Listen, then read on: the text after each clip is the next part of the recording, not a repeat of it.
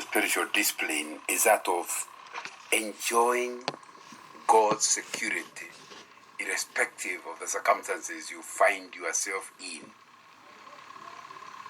And that's really what Paul is talking about when he says, I have learned in all situations to be contented. It means a sense of security even when you're in the middle of difficult circumstances. That what matters is not whether things are okay, it's whether you know the one who holds them.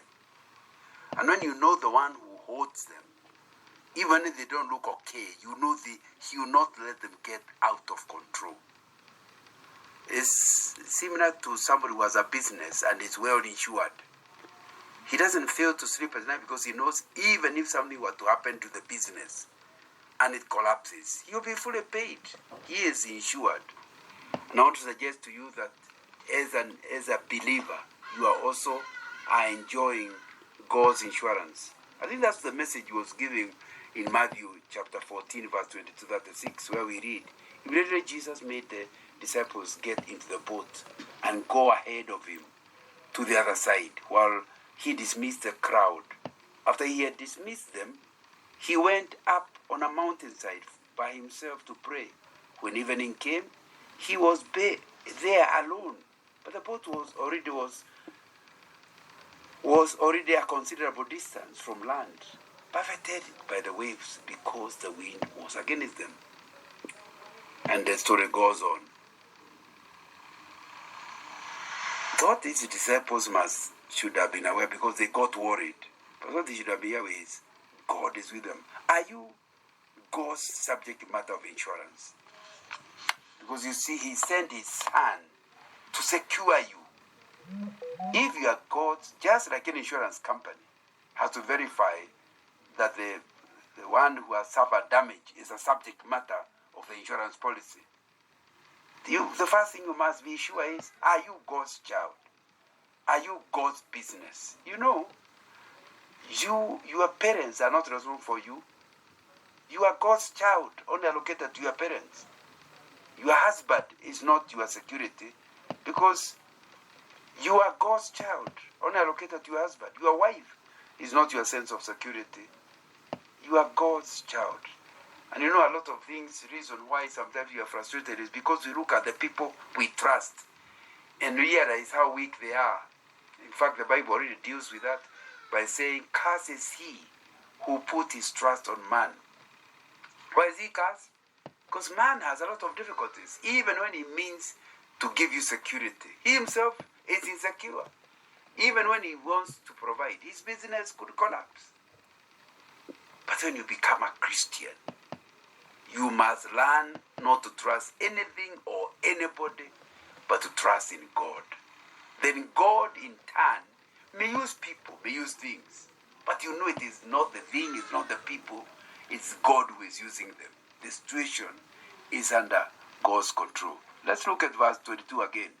Immediately Jesus made the disciples get in the boat and go on ahead of him to the other side while he dismissed the crowd. So, here he is with people, but he's dividing them into two groups. Two groups are mentioned here. The first group is called the disciples. They're also a group of people. The other group is being called the crowd. And you know what happens? He is concerned about the disciples, but the crowd he simply dismisses. He was going to take care of them, but in different ways. Who are the subject matter of the insurance policy? The Bible has told us that the crowd he dismissed. Bye, go home. But the disciples, he made them enter into the boat to go to the other side of the lake. And that's the same thing. God is our creator. All of us are his creator. But if you don't choose and accept to become a child of God, then you may not necessarily enjoy the security which he is promising. You know, he cares. God cares for those who are in his insurance policy, who are his children. Jesus is certainly interested in taking care of you if you are his child. Taking care of your dreams if you are his child. taking care of your concerns if you are his child. But he asks you a question. Are you his subject matter of his policy, insurance policy? Put it differently, are you a disciple? Or are you just part of the crowd? Oh, I'm a Christian. Well, we all are Christians. Who is not Christian? My passport reads Christian. No, you are part of the crowd. You need a personal relationship with Jesus. After a bad event, you keep asking if God is good. Where was he when my wife or my child died? Where was he when this bad or that bad thing happened? I know you ask that, but are you in the crowd or a disciple? Whose are you? It's very interesting. You are not part of the policy, then you still want his care. It's important to understand if you are not his child, you should claim from your insurer, the devil. Claim from the insurer who has insured you. Would not it be interesting if you insured with Jubilee Insurance Company and then you went to claim from American Life when an incident happens? There's no way American Life will accept your claim. The first thing they do when you give them a claim is to find out, are you the subject matter of the insurance? Are you really the one insured? They will say yes. If you are really theirs, but it is not possible that they will pay you if they discover you are not. American Life may have the money and willing to pay, they are okay, but they can't pay you not because they don't have no money, but because you are not part of the insurance subject matter. It's exactly the same with us. It's not that God does not love you, but you have chosen not to respond to his love. If you do not allow him to insure you, he will not force himself onto you. But then it's very interesting that many non-Christians, their complaint is, God is not good, he has not done. But why you have not offered yourself as the subject matter? You do not hold him responsible when you have rejected him and you do not want him to control you. Once you are in a subject matter of insurance, there will be conditions to insurance. There will be things that are done, but you now know you are, and your risks will be covered. One of the conditions normally put is there should be a premium. There's some money you pay for them to cover your risks. Verse 23, in the passage we read, said, after he had dismissed them, he went up on a mountainside by himself to pray. When evening came, he was there alone. The normal insurance companies do not pay premiums. They actually receive premiums. For it is the work of the subject matter of insurance to pay the premiums. But in this case, it is the one who owns the insurance company is the one paying the premiums. He is at the mountaintop praying for the safety of his disciples. He cares. So we then realize that Jesus is both the insurer and also the one who pays our premium. But when you come to God's insurance policy, you enjoy free of charge. In fact, he says in Ephesians chapter 2, we are saved by grace through faith. All we need is to trust him, and you are assured of his protection and cover. That is what Jesus is. He is in a lonely place praying for the disciples that are in the sea, suffering, buffeting winds. But he takes care of them. In the same way, if you really become a child of God, it should never be a problem and think you are alone. He is praying for you, interceding for you. It was him who had given the instructions for them to go into the boat and go to the other side of the lake. It was then his responsibility to ensure that they actually get safely to the other side, because he told them to go to the other side. You see, he's the insurer, but at the same time, he is praying for us. He is paying the premiums. So really, what we are learning from the story is that if you choose to be a Christian, you now are assured of God's protection. That's a message of Matthew chapter 14, as we talk about the boat going to the other side. And then in between, in the middle of the lake, it starts getting problems. You know, the example I like using is that one of swimmers. Like a swimmer, where you trust the water and surrender yourself completely to the water. And somehow you can float. If you who don't know how to swim can't trust the water, because they can't trust the water, they actually sink. Can you imagine? You see a heavy, huge man, fat, lying on the water and just enjoying himself on the water. You are a thin girl. You get to the water and you can't trust the water that can actually carry you. You know, there's no possibility of ever becoming a swimmer unless you know how to float. There is no way you will float until you learn to trust in the water. First letter of John, chapter 4, verse 19 says, "We love you because you first loved us." Sometimes we feel like one must qualify, that one must do something, that one must pay some premium for the Lord to insure you or assure you of your security. No. Christ Jesus loved you while you were still a sinner. He paid the premium before you did anything good. He did not start loving you because you became righteous. After all, you cannot be righteous enough anyway. So we are saying you need to learn about this security. That as a Christian, you should enjoy that sense of security, sleeping like a baby, facing issues, difficult ones, and yet your heart remaining at peace. Why? You trust the ability of Jesus to look after your issues. You know, Christ is a judge who will condemn you, condemns the son, for example, but then he is the same one to pay the fine. As a judge, he said, this crime requires $2,000. As the father of the son, he goes and clears the penalty. That's what he is. He is interested in us.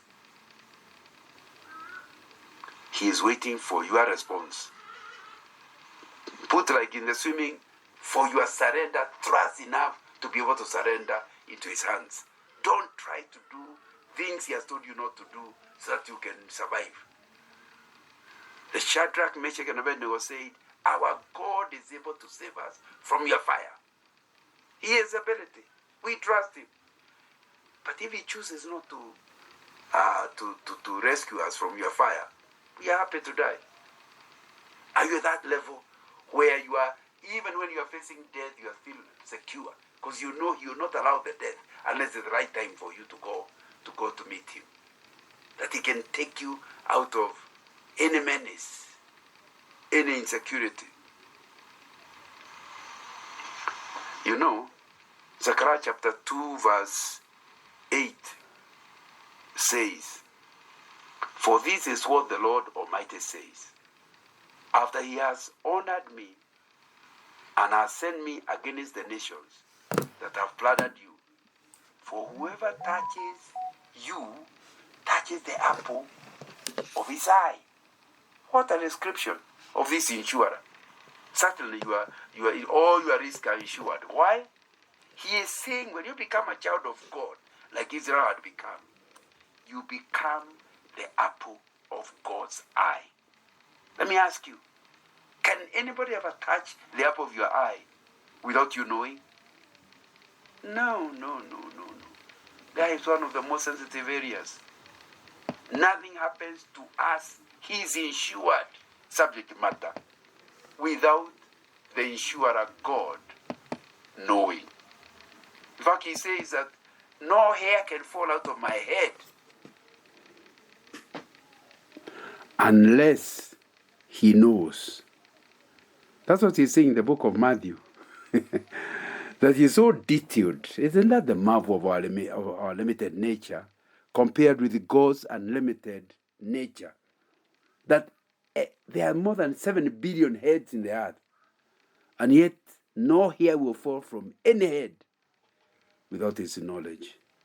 It means that if he is the one who has given you security, absolutely nothing will happen to you unless he allows it.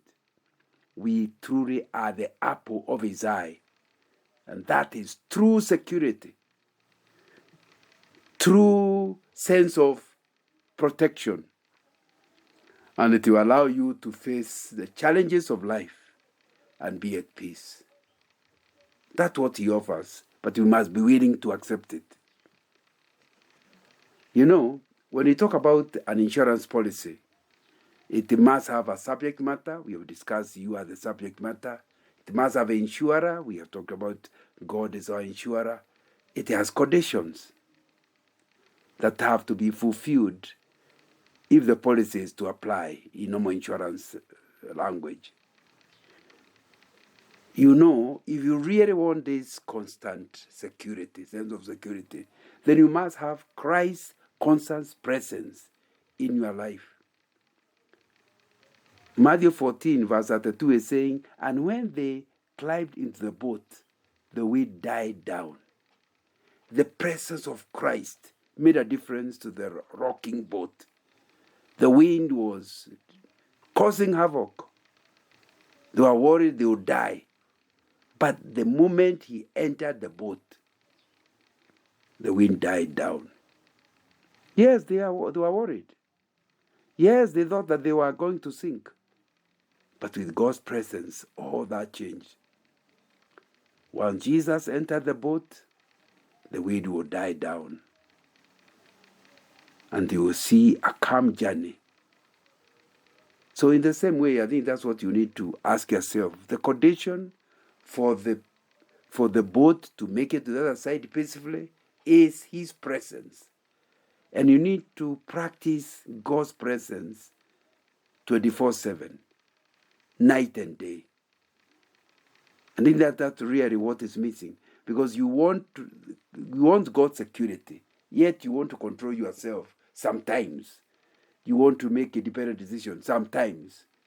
If you truly want that security all the days of your life, then you must allow Christ to be in the vessel, to be in you, to be guiding you, to be controlling you, to be directing you all the days of your life. And that's really what he's saying. When they climbed into the boat, the wind died down. You know, once the bad situation is under God's control, then you can't have but peace. In the meanwhile, the situation may not have changed.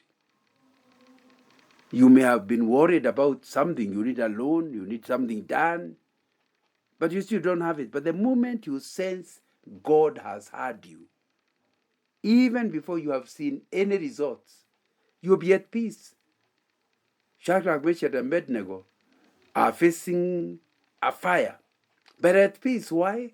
They believe they will not be, God is with them, He's constantly with them, and you go into the fire with them. And He did. We must have Jesus in the vessel all the time, our heart. What's the condition for your dream getting to realization? That it is, you check that whether it's God's dream, and that God goes to the dream with you. You remember the song we used to sing in Sunday school? With Christ in the vessel, I can in the storm. Smile at the storm, smile at the storm. With Jesus in the vessel, I can swim at the storm as we go sailing home. Really, that's what we are talking about. Remember, our discussion is, as a Christian, you should enjoy a sense of security all the days of your life. You know, Jesus must stay in the vessel for all time if you want that peace for all time. It is a business you began, yes, and you began with Jesus, yes. After some time, you get Jesus out of the business, then you can't expect him to continue securing it. You thought you only needed Jesus at the beginning of your business. No. If you want your business to do well, you will need to go with him. And that means you cannot do things in the business that don't honor him. That will be something you need to look on. Do not be surprised when the business starts to sink down, despite the fact that you started with the Lord. The condition of insurance policy is that Jesus remains in the boat all the days of your life. That's a condition that's very important to you and to enjoy this security. Let's go back to Matthew 14. Look at verse 28 to 30. Lord, if it is you, Peter replied, tell me to come to you on the water. Come, he said. Then Peter got down out of the boat, walked on the water, and came toward Jesus. But when he saw the wind, he was afraid, and beginning to sink, cried out, Lord, save me. You see something very interesting? That for you to enjoy security, you need to keep looking. Do not do what he has not asked you to do. For Peter to walk on the water, he first of all requested, is that you? Yes. May I come to you? Because that was very daring of Peter to walk on the water. Which human being has ever walked on the water?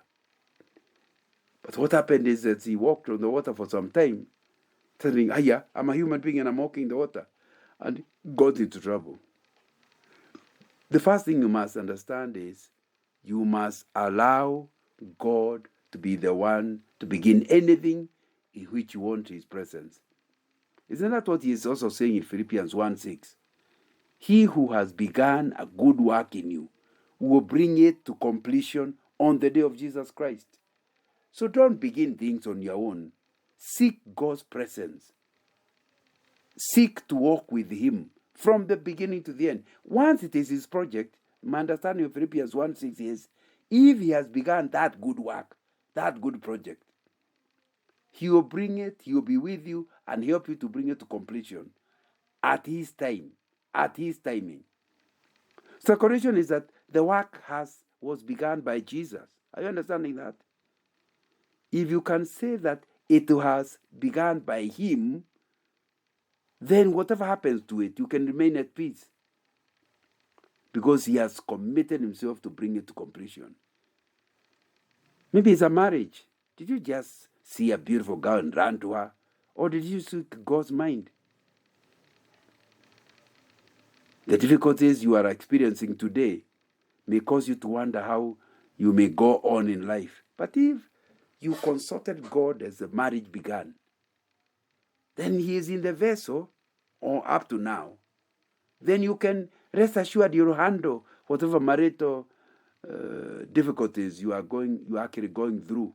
That will be something that you have to think about. You know, as long as he fulfills the conditions, what happens? For Peter on the water, he was able to break the rules of gravity and walk on the water. It's exactly the same. Jesus has given the command to come. Obey him, and you do the impossible. Now, if it is you who has given the command, then it is you who is supposed to ensure it, not Christ. Christ will not ensure something you never involved him in. Okay, he was actually doing it. Peter says to tell him to come, and he actually starts to walk on the water itself. And then he continues. And as long as he fulfills the condition of going towards Jesus and trusting himself into Jesus, he was able to walk on the water. Some people think that Peter never walked on the water fully. That's not true. Jesus was somewhere nearer the land, and they were in the boat. Peter said, tell me, or wherever Jesus was, he says, tell me to come. He actually started coming. He must have come near enough. One thing that is certain, that by the time he began to sink, he was near enough. And it was easier for Jesus to take hold of him and save him. Unless you believe that Jesus had an elastic arm and threw it far to catch him, the truth of the matter is Peter had moved close to Jesus. He actually did walk on the water as long as his attention was on Jesus. So what are we learning in the process? If you want to enjoy this security that Christ has promised us, do not focus on the problem, on the water, on the turbulence of the water. What happened as Peter started to sink? The Bible tells us that all of a sudden, instead of looking at Jesus, he began to look at the wind and the waves. What happened then? He began to lack faith. The opposite of faith is fear. And the process, he started sinking. That's exactly the same thing that has happened to me about that experience. As long as I trust in God, my heart is at peace. Then I say, hey, but the problem I'm dealing with is big.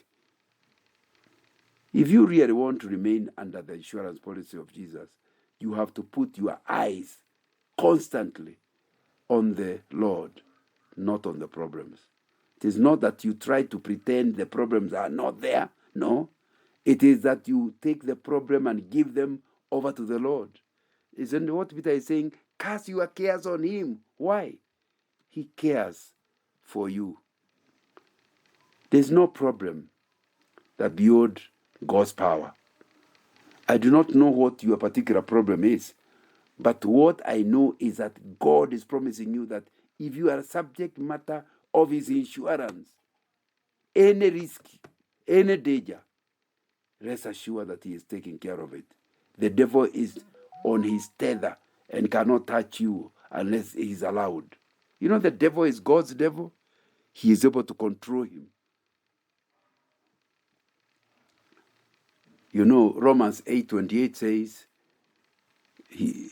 that everything will work for good if you have been called by him. Not that everything will work good, but it shall work for, that critical word, for good. Somebody read wrongly. No version says that everything will work good. No. Being fired from your place of work has not been good. But God can make your being fired to work for your good. But you can be fired, but everything shall still work for good. You can be at work and things will not necessarily be good. So the firing is bad, but everything shall still work for good. God knows that he wants you to go to a better job, but you are timid. The timid type that cannot go to the new job without being discharged from the first one. So he causes you to get fired. Since you cannot write a letter of resignation, he will make you fired. And that way it opens the door for you to go to a better place where God wants you to be. So, Proverbs 18 verse 10, the name of the Lord is a strong tower. The righteous run to it and they are saved. Do you want to enjoy security, safety, all the days of your life?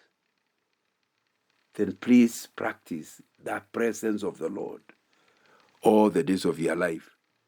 And he is saying, if you have the name of the Lord, it's like you are inside a tower. Even if the enemy wants to fight, as long as you're inside the tower, unless they bring the tower down and the tower is strongly built, they can't reach you. And he is saying, if you stay in the Lord, the name of the Lord is a strong tower. The righteous run to it, and they are safe. May the Lord help you to practice that safety and enjoy his goodness. For sure, once you are born again, you are the subject matter he will insure. All you are the risks that will ever come in your youth or in your old age, whether it's sickness, whether it is social problem, with a financial problem, they are all insured.